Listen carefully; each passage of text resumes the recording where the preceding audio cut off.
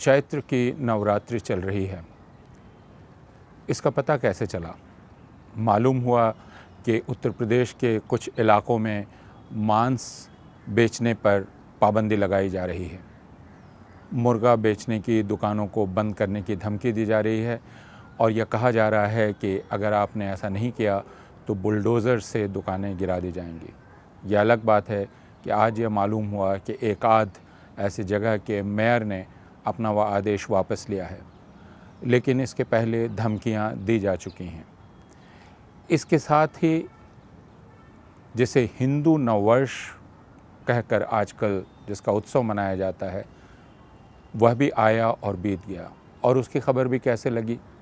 राजस्थान के करौली में एक मुसलमान बहुल इलाके में बहुत सारे लोग मोटरसाइकिल लेकर, भगवा झंडा लेकर, जय श्री राम का नारा, डीजे पर उत्तेजक गाने जो मुसलमान विरोधी थे और भड़काऊ गाने थे, और ऐसे नारे लगाते हुए उस इलाके से गुजरे।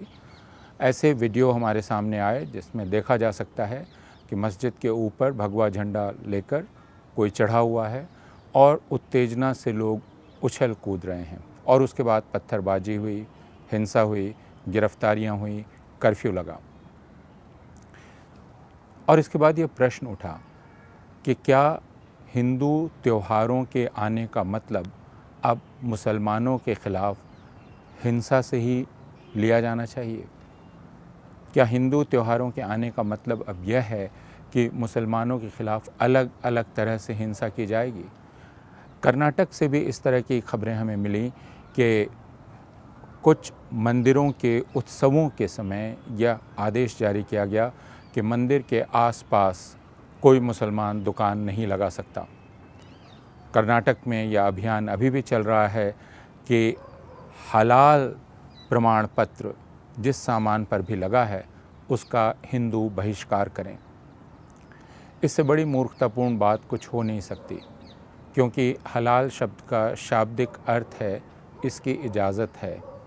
कौन सी चीज़ हलाल है और कौन सी चीज़ हलाल नहीं है, यानी वैसे खाने पीने की वस्तुएं जिनकी इजाज़त इस्लाम में मुसलमानों को दी गई है। यह प्रमाण पत्र जब किसी खाद्य सामग्री पर या पेय सामग्री पर लगा होता है तो मुसलमान जो अपने धार्मिक आचारों को मानते हैं उसे ख़रीदते हैं और उसका इस्तेमाल करते हैं।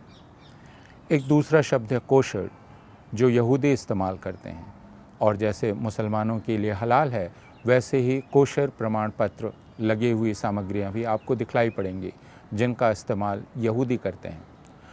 और इसलिए यह प्रमाण पत्र सारे ही उत्पादक अपने सामानों के लिए लेते हैं ताकि उनके ख़रीदार मुसलमान भी हो सकें और यहूदी भी हो सकें। अब इससे बड़ी मूर्खता क्या होगी कि आप यह कहें कि हलाल प्रमाण पत्र वाले सामान का आप बहिष्कार करें। इसका अर्थ ही क्या है? यदि हिंदुओं में खाने पीने में कुछ स्वीकार्य और कुछ अस्वीकार्य है तो हिंदुओं को ऐसे सामानों की सूची जारी करनी चाहिए और उसके बाद कहना चाहिए कि आप ये प्रमाण पत्र दें कि इनमें यह नहीं है और यह नहीं है और यह है। इसकी जगह दूसरे के लिए जो स्वीकार्य है उसका बहिष्कार करने का अर्थ ही क्या है? यह बिल्कुल निरर्थक और हास्यास्पद है। लेकिन भारतवर्ष में ऐसी निरर्थक और हास्यास्पद चीज़ों की भरमार होती जा रही है और उसके साथ हिंसा और क्रूरता की भी। आखिर आप अगर अपना नववर्ष मना रहे हैं तो मुसलमानों के मोहल्ले में घुसकर उनके खिलाफ़ नारे लगाते हुए, तलवारें भांजते हुए, लाठियां भांजते हुए ऐसा क्यों करना चाहते हैं? कुछ वर्ष पहले उत्तर प्रदेश के कासगंज में इसी तरह गणतंत्र दिवस के मौके पर कुछ लोग तिरंगा झंडा लेकर एक मोटरसाइकिल रैली करना चाहते थे मुसलमान मोहल्ले से, और मुसलमान मोहल्ले में जहां खुद तिरंगा झंडा लहराया जा रहा था, लेकिन वे ज़बरदस्ती उस जगह से गुज़रना चाहते थे तिरंगे और भगवे झंडे के साथ। यह इच्छा क्यों है कि हम अपना नववर्ष मनाते समय खुद खुशी नहीं मनाएंगे, बल्कि दूसरे पर जाकर बल प्रयोग करेंगे, दूसरे के इलाके में। हम अपनी खुशी में दूसरे को शामिल नहीं करते, बल्कि अपनी खुशी के मौके को दूसरे के लिए तकलीफ़, बेइज्जती, अपमान और हिंसा के मौके में तब्दील कर देना चाहते हैं। भारतवर्ष में पिछले 7-8 सालों से ये घटनाएं लगातार घट रही हैं और बढ़ती चली जा रही हैं, और इन पर हम सब लोगों को विचार करना चाहिए। चैत्र नवरात्रि आए, चैत्र नवरात्रि में बहुत सारे श्रद्धालु उपवास रखते हैं। आखिर वे क्यों उपवास रखते हैं? चैत्र नवरात्रि क्यों की जाती है? किसकी पूजा की जाती है? ये शक्ति की आराधना है, दुर्गा की, देवी की आराधना है। देश के बहुत सारे हिस्सों में देवी की आराधना में बलि पड़ती है और मांस खाया जाता है। फिर कौन लोग हैं जो इसी समय मांसाहार के विरोध के नाम पर, और वह भी ईमानदार नहीं है, वह दरअसल मुसलमानों के कारोबार पर हमला करना चाहते हैं। इस बात पर हमें विचार करना चाहिए।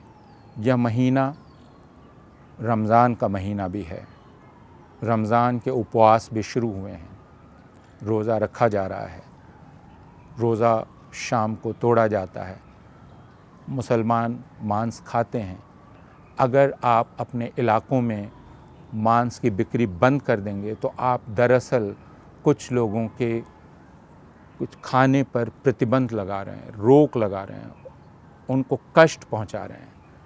तो आप अपने त्यौहार के नाम पर दूसरों को कष्ट पहुंचा रहे हैं। इससे आपको कौन सा पुण्य प्राप्त हो रहा है? इससे एक दुष्ट शैतानी किस्म की खुशी हासिल होती है।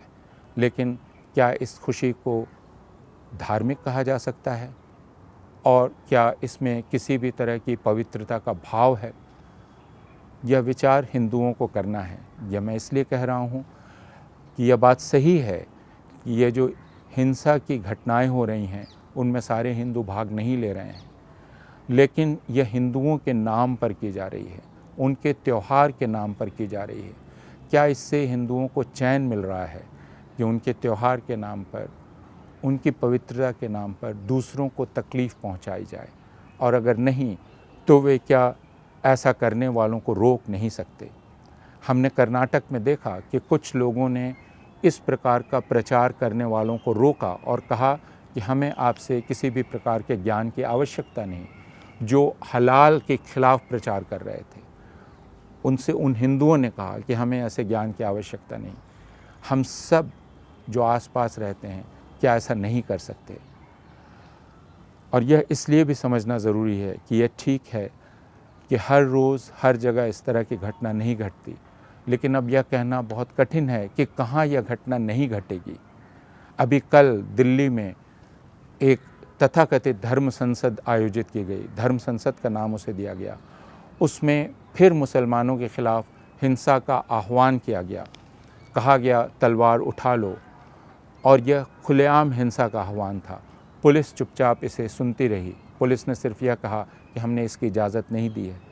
तो क्या भारतवर्ष एक ऐसा देश बन गया है जहाँ जब जिसको जी चाहेगा वह उठकर मुसलमानों और ईसाइयों को गाली देगा, उनका अपमान करेगा, उनकी बेइज्जती करेगा, उनके ख़िलाफ़ हिंसा करेगा, उनकी रोजी रोटी पर हमला करेगा, और बाकी सारे लोग, हम जो हिंदू हैं, हम खामोश देखते रहेंगे और हम सिर्फ यह कहेंगे कि हम इस हिंसा में शामिल नहीं हैं? याद रखें, हम इस हिंसा में शामिल नहीं हैं, लेकिन हम इस हिंसा को होते हुए देख रहे हैं। और यह इस पवित्र समय में, जो हिंदुओं का पवित्र समय है और जो मुसलमानों का भी है, इस पवित्र समय में हिंसा को खामोशी से देखते रहना एक तरह का पाप है।